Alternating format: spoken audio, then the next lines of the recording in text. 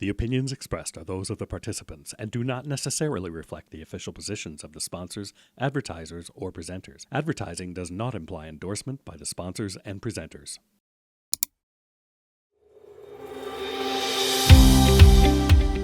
Hey guys, and welcome back to the Lighting Controls podcast. We have a fantastic guest for you today who has been on the show previously, but before we jump into today's conversation, let me just take a minute to remind everyone today's show is presented by the LCA and now Light Fair, and we look forward to seeing you guys there in the spring. And it's also financially supported by the National Association of Innovative Lighting Distributors, or NAILD. Check out our website, lightingcontrolspodcast.com. We've got all of our episodes, a news feed, a merch store, and information on the new certification from NAILD that's coming up. You should check it out, as well as information on our Council on Lighting Control Startup and Integration. If you want to get involved, we'd love to see you. Additionally, huge shout out to our sponsor for this episode, MW Connect. You may have known them as McWong. They are now MW Connect. They're a really great brand, definitely worth your time to check out. They're really involved in interoperability. A lot of the focus that we're seeing from DALI Alliance really supports.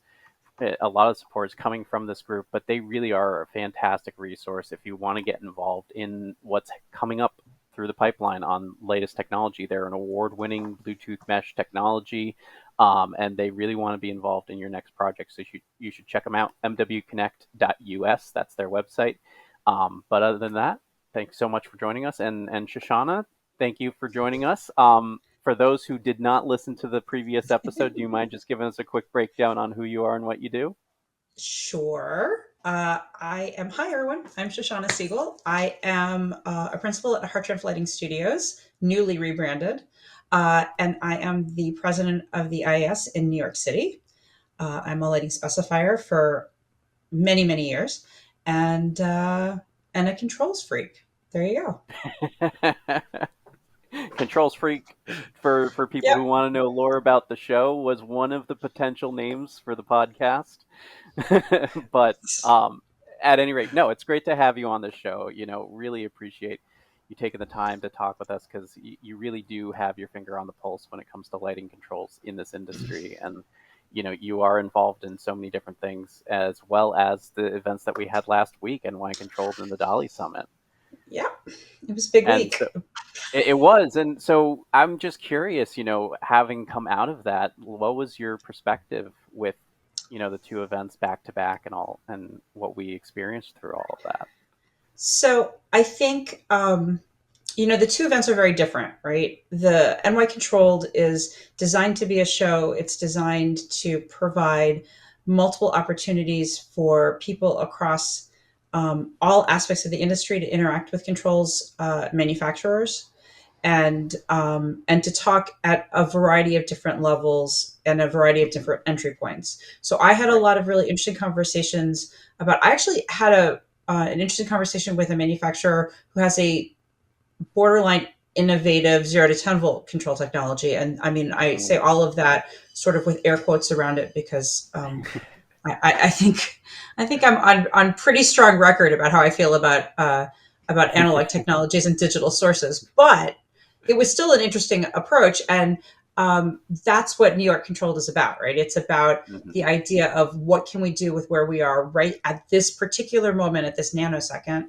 and what are the resources that are available. Whereas the DALI Summit was really more about what's coming down the pike, I think, and where we're going and how we're going to get there. And I have some thoughts about why we are where we are and how it is that we're sort of behind, like 30 years behind Europe, which is not really where we're used to sitting in lighting in the States. But so I think they were just two very, No, and I think that's a really great way of slicing it, because you're right that, NY Controlled really is a show for what is available right now to specifiers, and DALI is really about what is potentially on the horizon for specifiers. And so there were a lot of good conversations in both capacities at these different shows. But, to kind of take you on that offer, please tell us, why do you think we're 30 years behind Europe? Well, I think the reason has to do with the way that the protocol itself has developed. So I think that you can look at. I'm going to make another one of these ridiculous analogies. I think that the story of DMX and the story of DALI is sort of the tale of two cities. It was the best of times. Yeah. Okay. So the idea is, so what the thing that each of them have in common is that they're a standards-based protocol, right? You either are Yep. or you're not. And from my way of looking at the world, that is a really, really good thing. As a specifier, I don't spend a lot of time in a black and white binary world. But within controls, I really want what I specify to either meet my specification or not. I don't want to kind of maybe sort of, because that's where things get all widgy, right? Yeah. So, but and both protocols, both standards were developed by industry insiders as a means of trying to make bits and pieces from disparate manufacturers work together seamlessly. Mm-hmm. So that's what they have in common. Where they diverge is that DMX, because it came out of the theater world, and we all know how all three of us feel about the theater world, yay, and how it's really the very best world. In the best of all possible worlds, everybody sort of dove in and said, "Oh my gosh, this is awesome! We can figure out a way to make all of these different things, these lights and these control pieces, and all of this thing work together." And everybody sort of came in together and worked at it collaboratively, and then it became the thing. Right. Yep. In the for-profit architectural world, that's not the way anything works.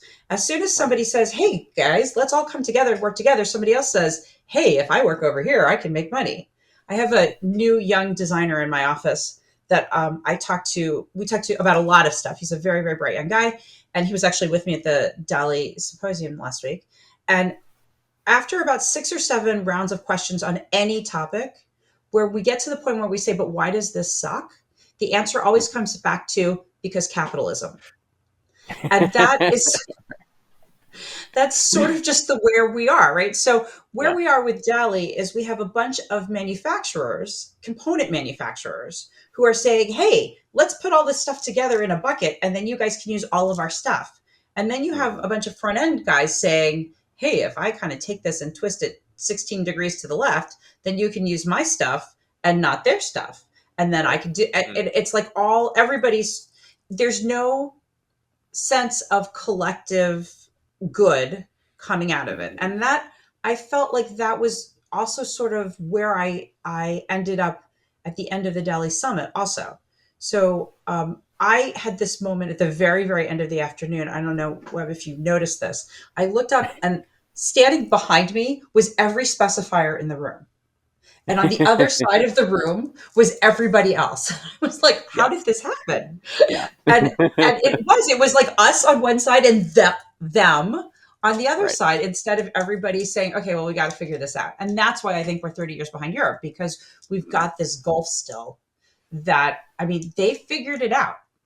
Now, you could argue that has to do with the way that lighting design is set up as a profession in the States. You could argue that has to do with the silos in which we find a variety of different manufacturers. There's lots of reasons, but I think that's basically what it is. It's a market structure issue. It's interesting because I think you're right, and I've heard so many people say it that way, where it's like, the way that our market in North America is set up just is not hospitable to DALI as it is, and I think that's why we're seeing brands starting to find other ways, such as through D4I, to encourage the utilization of DALI while still having that ecosystem mentality of, I still have my control platform through this other brand, but because of D4I, I still get that interoperability through the driver that I otherwise wouldn't have. Yeah. I mean, I think the other thing too is that the way that DALI is organized with the parts and the standards and the everythings, first of all, I think that the nomenclature is confusing in and of itself. Sure. So Part 251 makes absolutely no sense. Why can't you just say, if we want you to be able to identify the driver's serial number and its date of manufacturer? Why do I have to call that Part 251? And what is the difference between Part 251 and Part 253? And like that's a lot. I mean, Yeah. and I think lighting specifiers are ever more technical. And I think we talked about this the last time too. It's not that we're afraid of technology, clearly, because we're designing we're making art with little teeny tiny computers. But, or at least we're making architecture with teeny tiny computers. It might not be art. But, but, so it's not that we're afraid of technology. It's that there are so many bits and pieces, and each thing has a name and a layer and an aspect to it. It needs like a camp counselor or somebody to like just put a whole like just make it all one thing so that we can Right. specify what we need. Sure. And I felt like that was really when I had told a story at the summit about having a fixture with the power supply for the D4i radio turned on when it was shipped from the factory, and that was a driver programming issue. And when I said, "What are you going to do to fix it?" they said, "Well, you just need to program the driver." And I said, "But dude, I don't program the driver." Right. And that was sort of their answer. "Well, you just need to fix it." Oh, okay. How does that happen? Right. Yeah, it's funny you mentioned how everything is getting more technical, and like you said, you're not afraid of technology, but you kind of put an interesting spin on it that I don't know we've spent a lot of time on the show. We've talked a lot with people about who should own the controls design. Is it the design team? Is it a third party? Is it the electrical engineer? And you bring up a good point that as a designer, your focus is on the holistic system, on the design, and there are so many intricate parts and pieces. How, as a designer, can you be solely focused on the design and the customer's wants and dreams and vision while also looking at the control system as a whole? I don't know that that's feasible for one person or one team to do by themselves.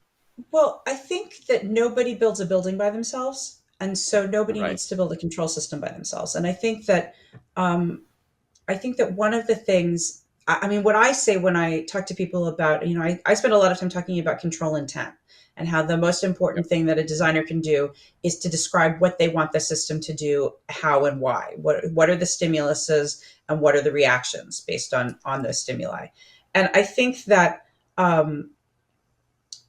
in the same way, I I don't think anyone wants me filling out riser diagrams. I think that is just not an effective use of anybody's time or fee or anything. I think what they want from me, I mean, whoever they are, but I think that somebody who is a client who is employing me to my best benefit to their project is employing somebody who is going to look at a system and say, how is this environment, this carefully crafted visual environment, going to respond to a variety of things across along the axis of a 18-hour workday, or how are we going to make sure that the animals, plants, and people who interact with this space do so in a healthy and holistic way, and what are the things that I need to put into place to make that happen.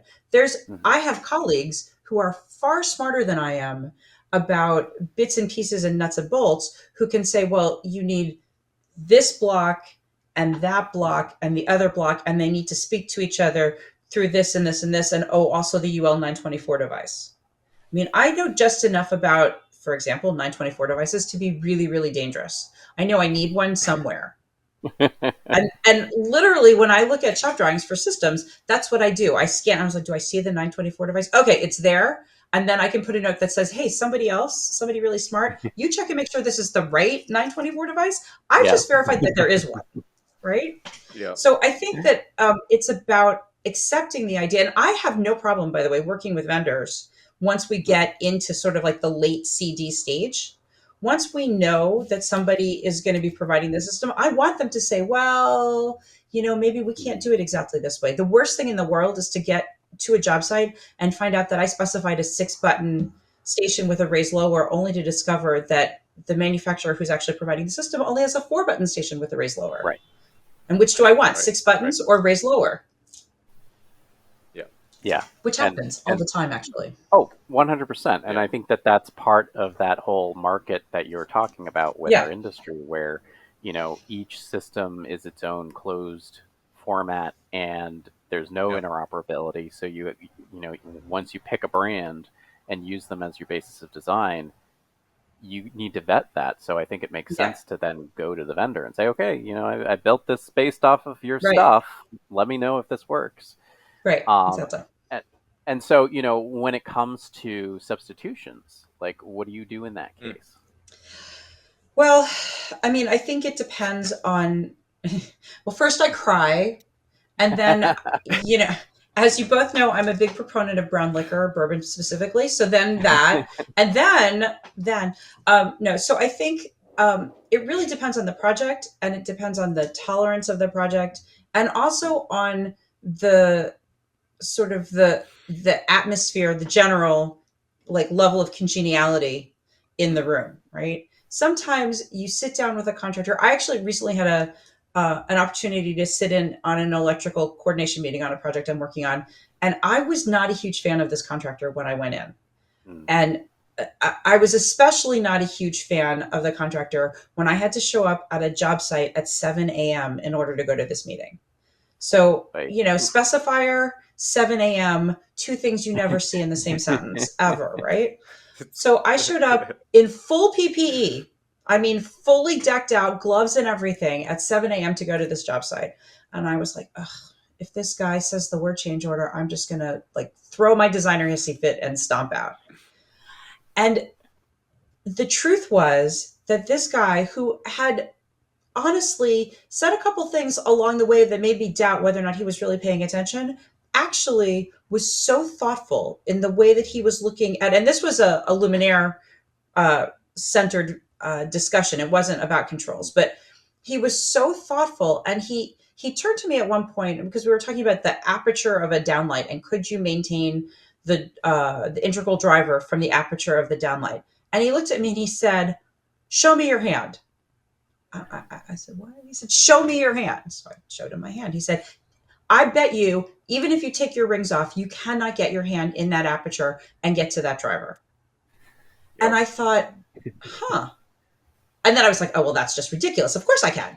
And later, after the meeting, I tried and he was right. He was 100% right. This guy had like studied the ergonomics of how this was going to work. And then he said to me, and remember, we're doing this flat out on a table. You're going to be doing it up here in the dark.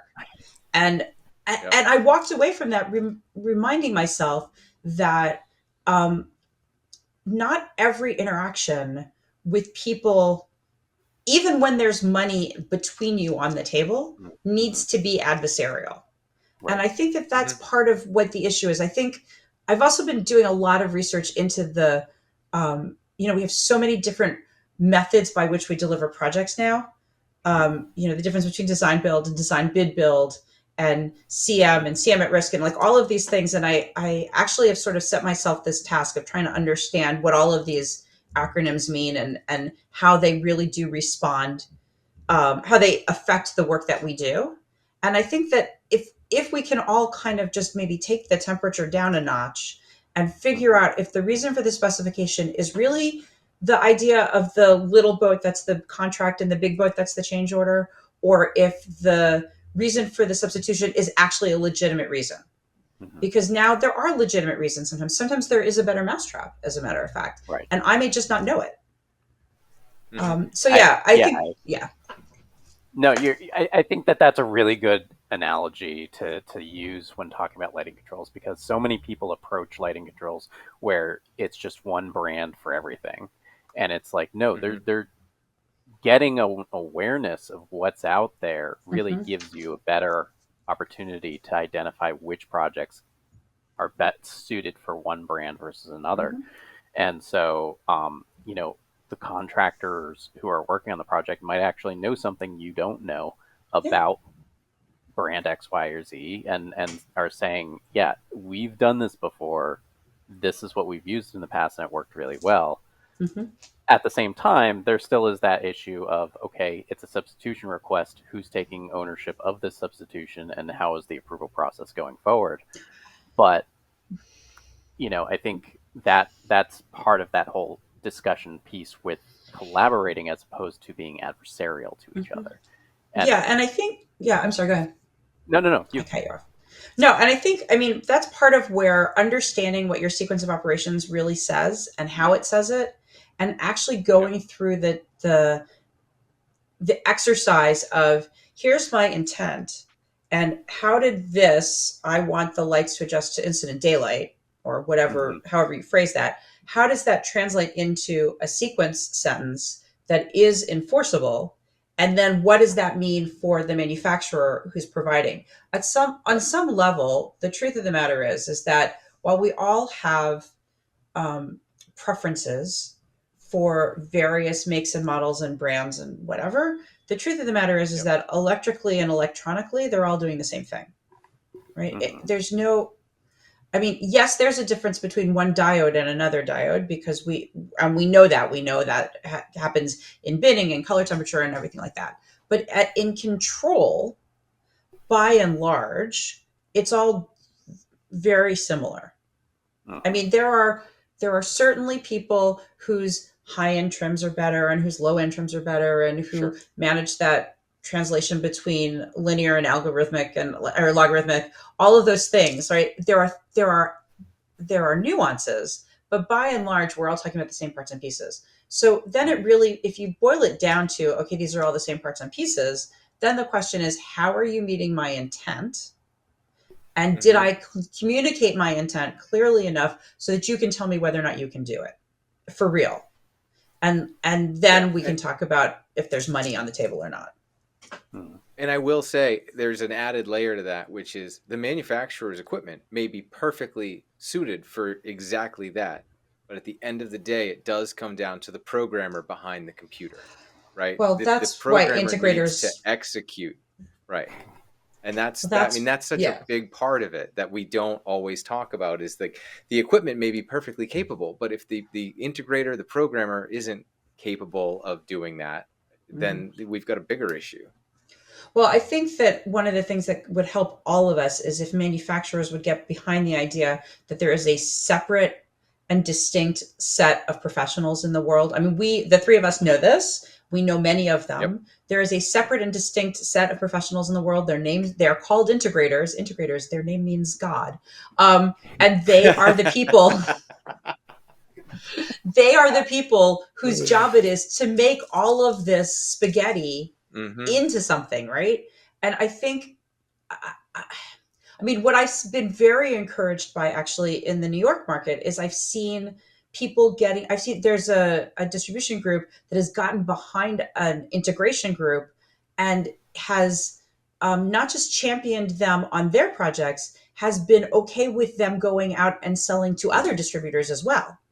And that Mm. is a tremendous development from my perspective. It's Right. put some incredibly bright people on the street and in the service of a whole range of products and projects.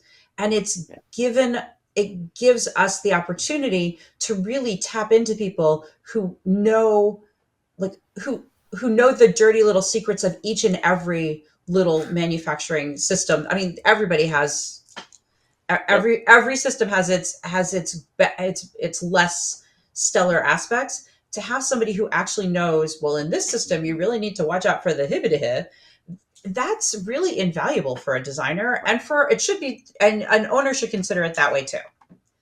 And I think that is becoming. I'm really encouraged to see that happen in, at least in New York. And I know that you guys have had my friend Chris on recently, Yes. who is part of that team, and it's really been very very cool to see like the stuff that they're doing. So I have to give a Absolutely. shout And out to them. oh, totally. No, Chris O'Shea with Control Force. He was on the podcast, and we'll definitely have them on again in the future. Um, but yeah, I mean, to your point, we are seeing that kind of collaboration starting to happen because that level of expertise is really rare. And when you are siloed with one brand, you're really just stuck with Mm. that one brand's Mm-hmm. information as opposed to a diverse array of information. I mean, Ron, you deal a lot with the entertainment side of things, and you really Yep. take that experience and apply it to the architectural side of things.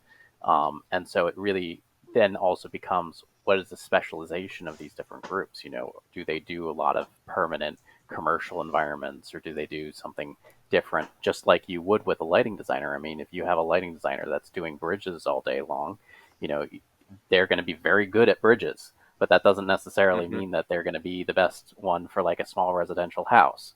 So there's mixtures of that where you really want to, if you want to be precise about what you're doing, that lighting design is lighting design, but ultimately the background and the experience really does flesh it out more. And so I think, from your perspective, are you seeing like specific projects being the gravitational pull for that kind of a group? Because we've seen a lot of DMX with like the dealers and the theatrical integrators. But this is a different brand. This is a different focus.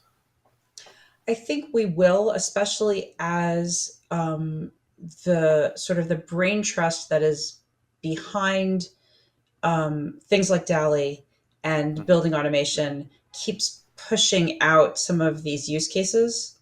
This idea of asset tracking and temperature setbacks and all of this stuff based um, on using sensors that are embedded in either into the architecture or into the architectural lighting to provide other sorts of feedback as that stuff gets more and more sophisticated.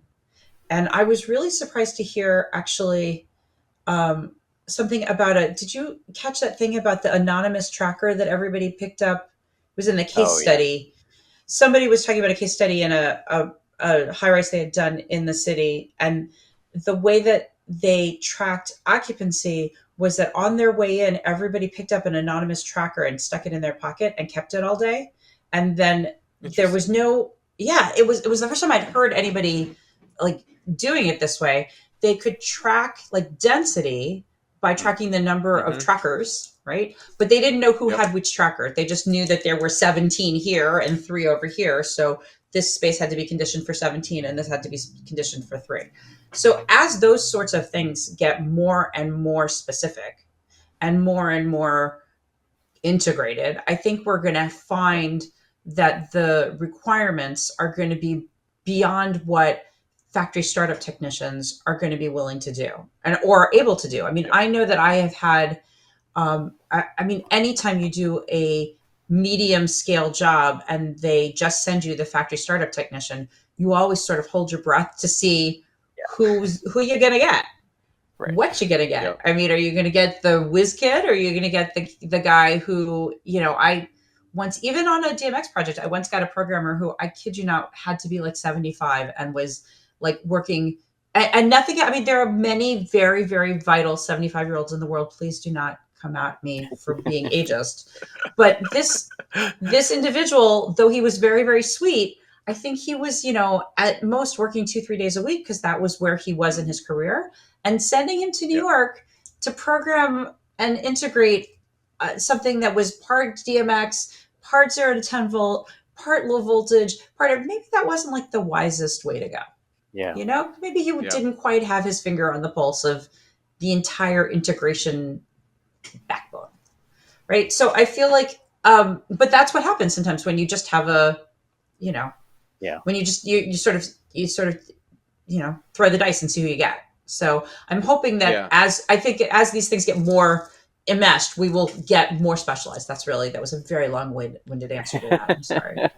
Well, and it's also tough with the manufacturer's reps when they come out, because you also don't know where they're going to draw that hard line with the EC, right?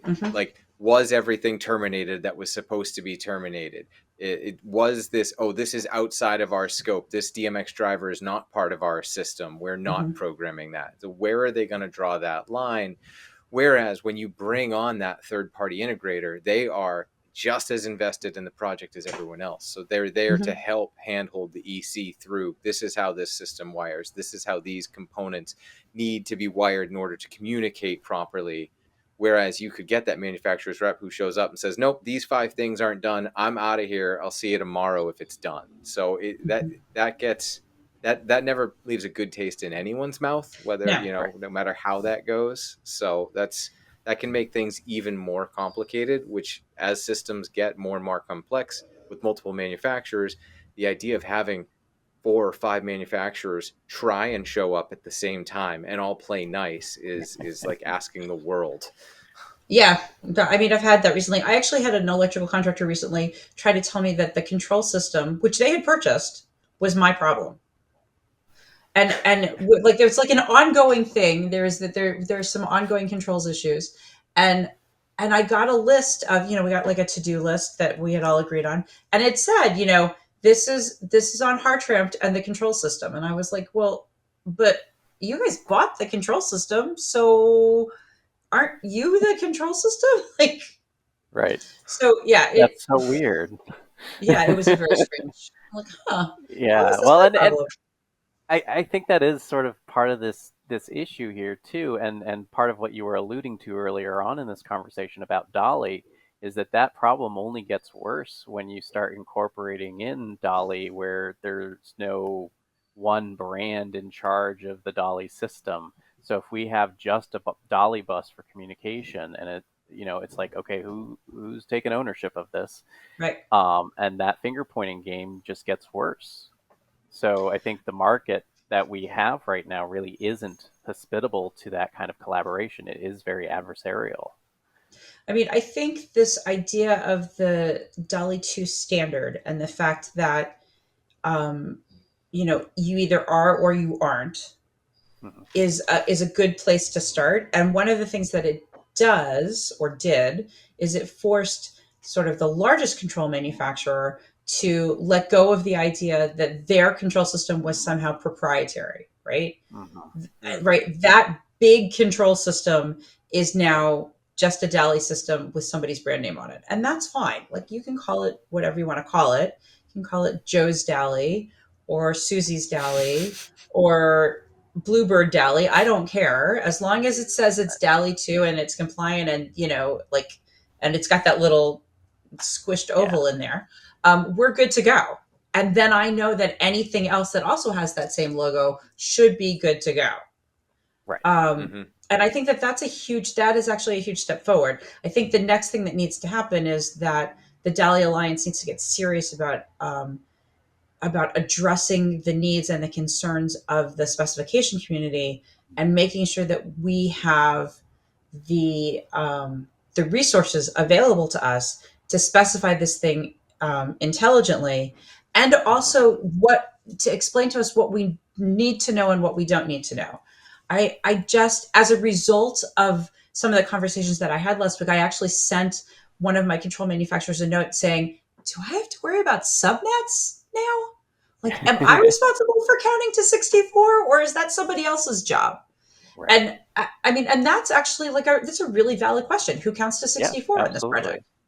Yep. Right? Well, Yep. and not only that, but also, with the limitations of subnets, how like the groupings as well. So, Mhm. there are limitations that you need to think about for people who aren't savvy to DALI. You can only connect up to 64 devices on a single subnet, and in that subnet, you can only have 16 zones. So you can group those 64 devices however you want, but you can only have 16 buckets total in that grouping format. And so within a subnet, the question being asked here is, are the lighting designers expected to be managing that numbering structure? Are the integrators expected to, if there is an integrator involved? Are the contractors, like, who's responsible for that? And I think like you said, it's a very valid question to ask because, let's say, for instance, we're looking at DMX. If I'm doing a DMX system, I do kind of need to keep track of what addresses I'm using just so that I know I'm not Yep. exceeding my universe cap. But at the end Yeah, of the but you're day, counting to 512. That's a lot well, higher and that number is a than lot higher for 64 or sure. 16. At the Right. same time, at the end of the day, I'm going to hopefully have an integrator who's actually going to be physically addressing those fixtures, Mhm. and that way they're going to be managing that. I'm not going to be Right. going, Mhm. okay, this is address 1, this is address 4, this is address 8. Right. It's going to be managed by somebody else. I just need to make sure that I'm not exceeding certain limitations within my system. Exactly. But yeah, I mean, it really is this ongoing discussion of like where does that line of responsibility get drawn, and ends up with that responsibility in the end. And I think, to your point, it's a collaborative effort. We all Mhm. need to be working towards that. We all need to double check each other's work and make sure that it's going to be a successful project. Yeah, I mean, I think the thing we can all agree on is that we don't want this guy loading our DALI loops. And For those who are I mean, listening and not watching, we have a guest visitor of a cat. What is the yes, name this of the is cat? this is Marvel. Marvel is Marvel. my yes, Marvel is my charrette partner. He's a lot of fun. Yeah, he's got a he also is a little bit of a control freak, which goes it's on brand. So Well, yeah, for a cat, that is on brand. yes. But yeah, I mean, so from your perspective, where do you think that line draws? Just cold take. Well, I think um, I think it is on me to know that there are limits to the ways that things can be grouped.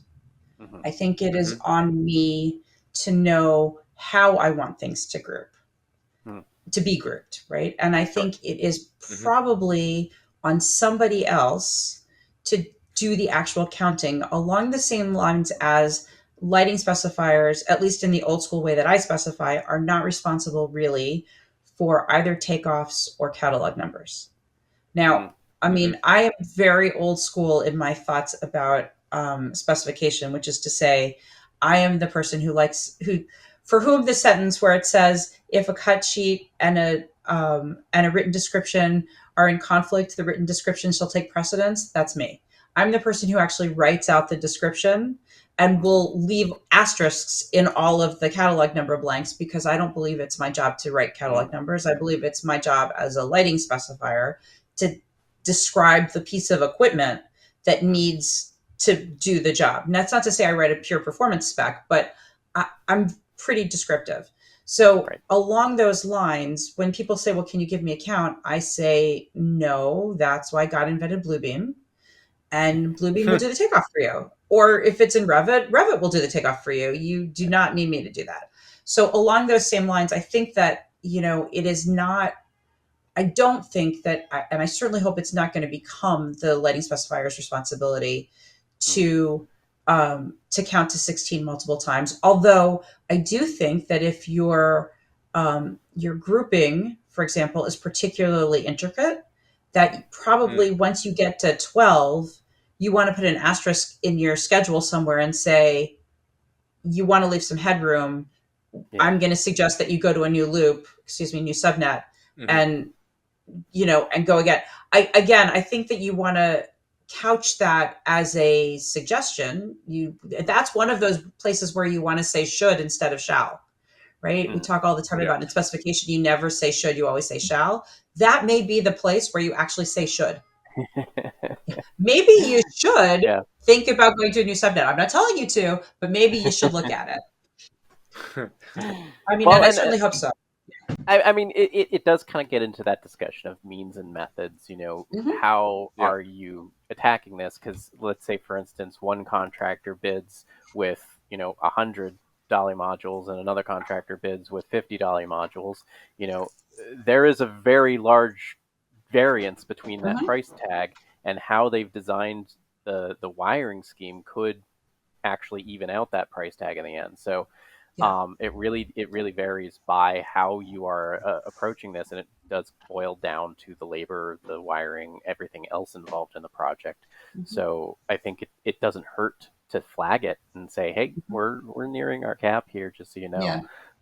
I mean, I think Um, it's also important that we all get used to um, unit costs, and it's sort of. mm, I mean, I think unit costs are like everyone's underwear drawer or sock drawer, right? Like you really never want to open your underwear drawer for anybody.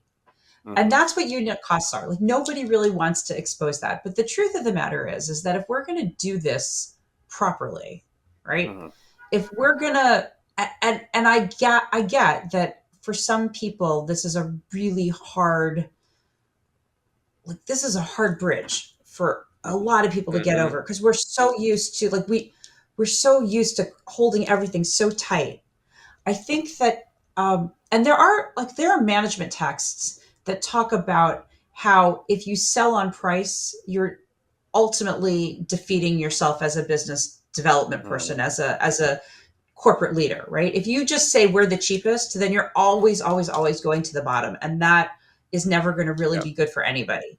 And I think if we could find a way to take a more expansive approach, now I'm really waxing ridiculously poetic, but if we could find a way to take a more expansive approach and stop being afraid of not being the cheapest, Mhm. right? Or the lowest common denominator and say, okay, I'm 30% higher, but but my guys all floss 3 times a day or whatever it is, that make my technicians the better technicians. Right. Or, as happens with some of these smaller distribution houses in New York now, people say, yeah, we're not always the cheapest, but we will always support your spec. Mhm. And we're seeing a significant amount of business going to these smaller, more boutique houses because they're working with hand in glove with the specifiers to make sure that what is on the spec gets on the job. And I think if we would find other ways to do that, like expand our market view that way, we would, and be willing to expose things like unit costs, we would have an easier time of figuring out some of these things. And I do think that the mistakes that get made because of it are actually ultimately more costly than they need to be. Does that make sense? Absolutely. Yeah. I think, we're almost out of time, so I'm actually going to try to encapsulate everything that we've talked about here, which is great stuff. I mean, you know, I love it when people wax poetic on this. I think that's really the conversation piece that is worth listening to these podcasts for. I think we don't do enough in this industry, just talking about things in a candid and honest manner. And so I think just as much as people are safeguarding prices, they're safeguarding opinions and design ideas and everything else. It's almost like everything is an intellectual property that needs to be hidden from competitors, and it's like there's no collaboration. And I think Yeah. that's the core issue here. There's a term called the Black Forest uh, problem or something like that, which is talking about alien life. And the Okay. reason why it's like a solution to the Fermi paradox, which means why we haven't seen alien life out there. The Black Forest paradox is saying that the reason we don't see alien life is because everybody's terrified of being found. And so we're in a Black Forest scenario in this industry in North America when it comes to lighting and lighting controls, where everybody's afraid of being transparent because nobody else is transparent. So if you become the first one to be transparent, then you're going to just get picked apart by the competition. And I Mm-hmm. would disagree with that. I think, for instance, DALI across the pond in Europe is doing phenomenally well, and they're completely transparent. I mean, yes, there's certain intellectual property and market trade secrets and all that still goes on. But when it comes to interoperability and working together and really understanding a project and not pointing fingers at each other, but rather saying, hey, by the way, I noticed this. Did you mean to do that? Really does lend to a more successful result with these open standards. Whereas in this closed proprietary mentality that we have, yeah, the market structure really is very much geared towards, okay, we're going to keep this contained as much as we can. Nobody knows the secret. And as a result, we're so adversarial, we're so finger pointy, we're so ready to be like, well, you're the one who screwed up, so Right. get rid of this person next time, and I'll help you out next time. Like that's just the unfortunate nature of where we're at, and hopefully we will see that shift over time because we really need that to be in our court. We really want to be part of the collaborative effort, and because of this infighting, I worry that we're being seen as adversarial outside of our own little niche because Oh, we're we certainly so are. aggressive. Yeah, I mean, so many people We are like, "Oh 100%. God, the lighting designer's on the project now." Like, The number of times that I've walked onto a project and somebody has said, okay, now it's going to get complicated. right? Well, okay.